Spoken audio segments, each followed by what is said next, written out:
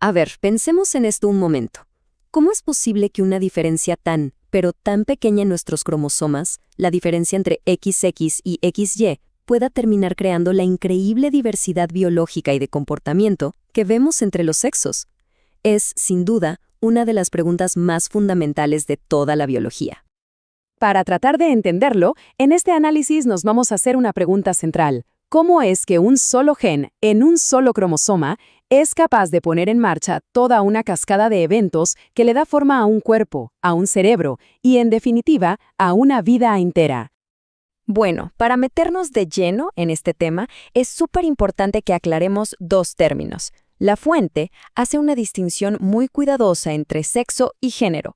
Por un lado, sexo se refiere a lo puramente biológico, los cromosomas, las gónadas, la anatomía. Y por otro lado, género abarca los roles sociales y, algo fundamental, la identidad interna de una persona. Con este marco ya claro, ahora sí, podemos empezar. Nuestro viaje arranca justo en el principio, con la primera ficha de dominó que cae, un interruptor genético. Es aquí, en este preciso punto, donde todo se pone en marcha. Y aquí viene algo que es, de verdad, fascinante. Resulta que en los mamíferos, el programa de desarrollo, por así decirlo, la configuración de fábrica, es femenina. El plan base del embrión está listo para seguir un camino de desarrollo femenino, a no ser que una señal muy específica lo interrumpa. Entonces, ¿cómo ocurre ese cambio? Bueno, la clave está en un gen del cromosoma Y que se llama SRY. Si ese gen no está, como pasa en un embrión XX, la vía predeterminada simplemente sigue su curso y se forman los ovarios. Pero, si el gen SRY sí está presente, como en un embrión XY, actúa como un interruptor maestro. Anula el programa por defecto y le da la orden a las gónadas de que se conviertan en testículos. Y para que veamos el poder inmenso que tiene este gen solito, miremos algunos casos raros que son muy reveladores. Un individuo que es cromosómicamente XY, pero al que le falta el gen SRY, se desarrolla como mujer. Y al revés, un individuo XX que por accidente tiene el gen SRY pegado en otro cromosoma, se desarrolla como hombre. Esto nos demuestra que el SRY es el que decide, no todo el resto del cromosoma Y. Muy bien, una vez que el interruptor genético ya decidió si se van a formar testículos u ovarios, se desata el siguiente paso, y este es una cascada de hormonas que va a traducir ese código genético en señales químicas para empezar a esculpir el cuerpo y el cerebro. Y acá hay un punto clave. Las hormonas no actúan siempre igual, juegan dos papeles muy distintos a lo largo de la vida.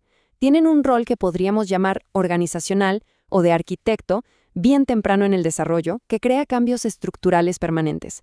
Y mucho después, tienen un rol activacional, que son influencias temporales, que se pueden revertir y que activan ciertos comportamientos o procesos, algo así como un interruptor de luz.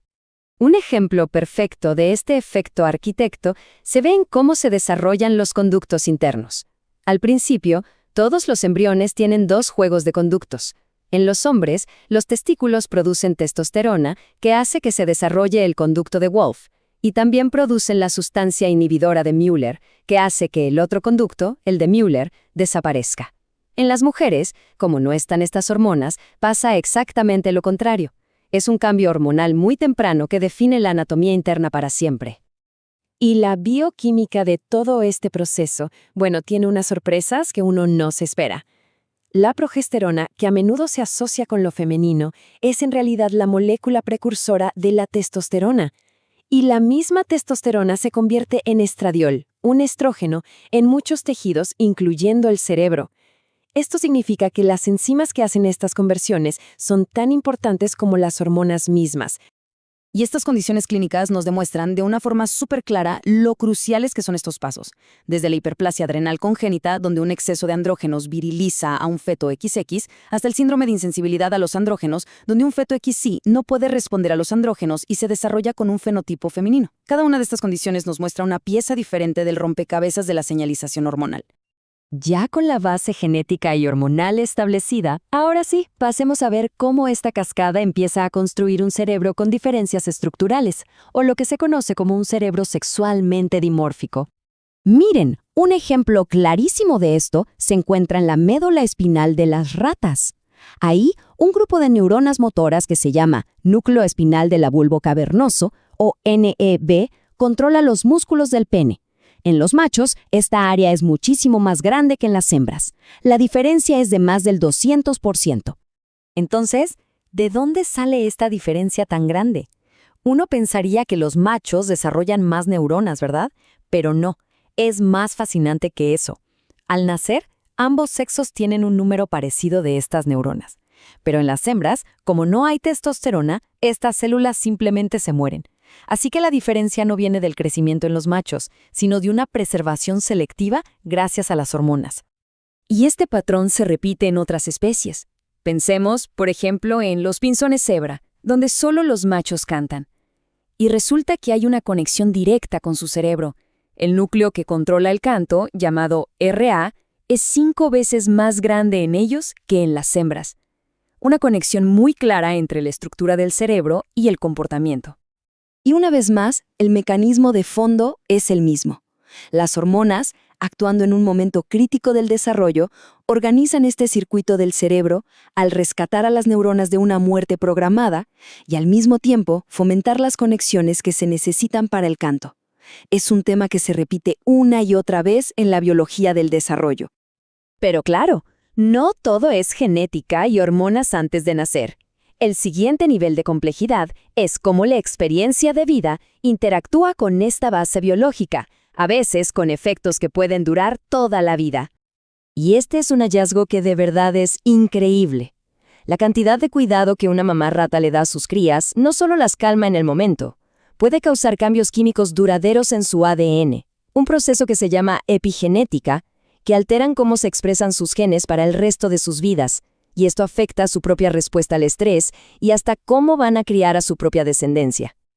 Y bueno, todo esto nos lleva al terreno más complejo y muchas veces más controvertido, el cerebro humano. Aquí la ciencia se mueve con mucho cuidado, buscando correlaciones entre la biología y comportamientos tan complejos como la identidad.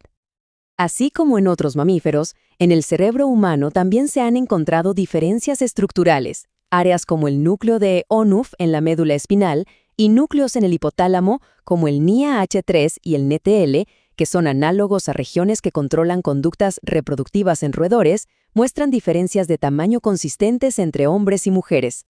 Si recordamos los síndromes clínicos, los estudios en niñas con HAC, que estuvieron expuestas a altos niveles de andrógenos en el útero, nos dan una pista interesante.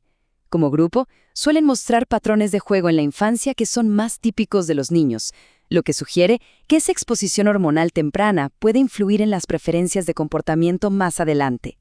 Ahora, un hallazgo de un estudio postmortem que causó mucho debate se centró en la cantidad de neuronas en el NTL, una de estas áreas dimórficas.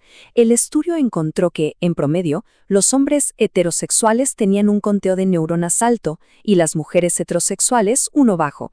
Y lo interesante es que las mujeres transexuales de la muestra, que nacieron con cromosomas de hombre, tenían un conteo en el rango femenino. Sin embargo, para poner todo esto en la perspectiva correcta, es fundamental escuchar cómo la propia fuente científica resume el estado actual del conocimiento.